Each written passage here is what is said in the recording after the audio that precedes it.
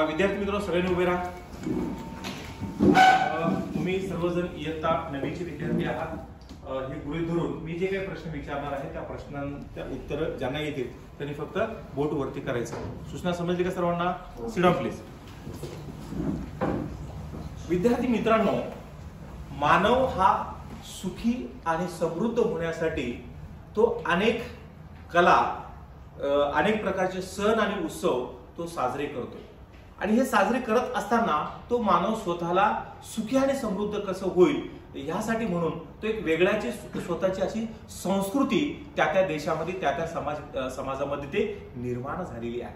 तर मला सांगा, तुम्हाला माहित असलेल्या प्राचीनतम संस्कृत्यांची नावे सांगा। सगळ्यांना उत्तर आले पाहिजे। हा तुम्ही सांगा। हा तुम्ही। हडप्पा संस्कृती। पुन्हा वाक्यात उत्तर द्या। भारतातील प्राचीन संस्कृतीचे नाव हडप्पा संस्कृती। बरोबर, अगदी बरोबर। आणखी वेगळ्या वेगळ्या संस्कृतीची नावे सांगा। इजिप्त संस्कृती भारताचं नाहीये पण ते भारत प्राचीनतम संस्कृती। भारतातील प्राचीन संस्कृतीमध्ये वैदिक संस्कृती। अगदी बरोबर, शाबास। की ह्या जगातल्या, भारतातल्या आणि जगातल्या ह्या प्राचीनतम संस्कृती आहेत। बरोबर।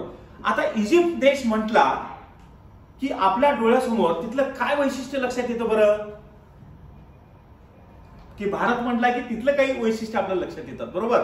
तर इजिप्त देश म्हटला तर काय वैशिष्ट्य लक्षात येते आपल्याला?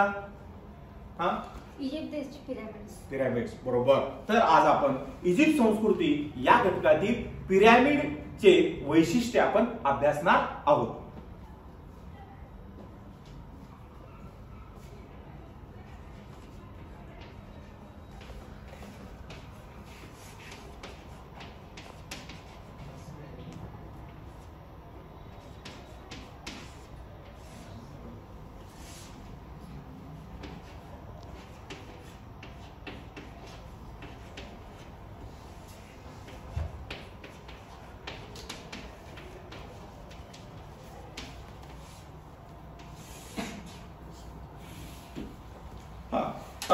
तुम्हाला चित्र बघायला आवडतं?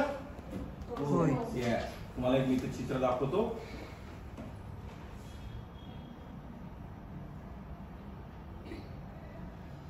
सर्वांना चित्र दिसते का? बरोबर।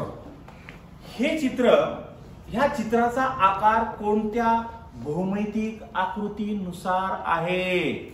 हा, या चित्राचा आकार त्रिकोणासारखा आहे। त्रिकोण आकृती या भौमितिक आकृती सारखा। हे चित्र कशाचं आहे बरं? कशाचं असेल हे चित्र असं वाटतंय तुम्हाला?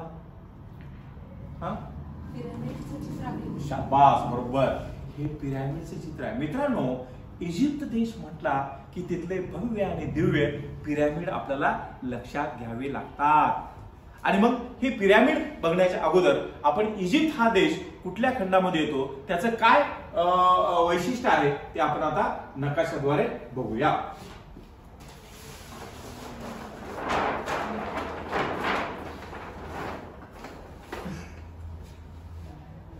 सर्वांना नकाशा दिसतोय का? बरोबर। हा नकाशा, या नकाशाचं नाव काय आहे? हा, आफ्रिका खंड। आफ्रिका खंडाचा राजकीय नकाशा। बरोबर। आता नकाशा म्हटलं की नकाशाची खालची बाजू कुठली असते? वरची बाजू, इकडची बाजू आणि इकडची बाजू, बरोबर। या मुख्य दिशा आहे। मग बघा, हा आफ्रिका खंडाचा राजकीय नकाशा आहे। याच्यामध्ये की बघा, इथं सुदान आहे, इथं नायजेरिया आहे, आफ्रिकेचं प्रजासत्ताक आहे। तर ह्याच्यामध्ये मला इजिप्त या देशाचं स्थान कोण येऊन पुढे दाखवेल? हा, तुम्ही या।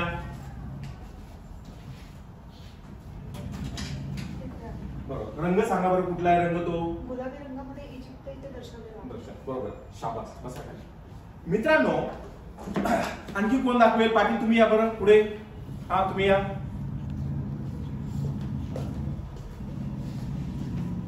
हा इजिप्त। इजिप्त कुठला रंग आहे तो? गुलाबी। गुलाबी, बरोबर, शाबास।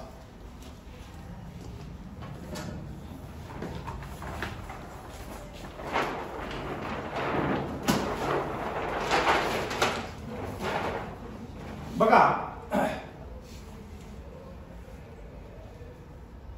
हा जो पिरॅमिड आहे त्या पिरॅमिडची उंची किती मीटर आहे? हा खुफू राजाचा पिरॅमिड आहे. याची उंची किती मीटर आहे हा सांगा? पिरॅमिडची उंची 144 मीटर आहे. 144 मीटर आहे. बरोबर, शाबास. मित्रांनो, हे जे खुफू राजाने बांधलेला जो काही पिरॅमिड आहे तो पिरॅमिड त्या राजाने, कारण हे पिरॅमिड कोण बांधत असे? सर्वसामान्य लोक बांधत नव्हते. जे राजे असतील, राजवाडे असतील, आमीर उमराव असतील, हे लोक स्वतःच्या मृत्यूनंतर स्वतःच्या दफनासाठी हे पिरॅमिड त्यामध्ये बांधून घेत असत. कळालं का पिरॅमिडची संकल्पना? अशा रीतीने आज आपण इजिप्त संस्कृती या घटकातील पिरॅमिडचे वैशिष्ट्ये अभ्यासलो आहोत.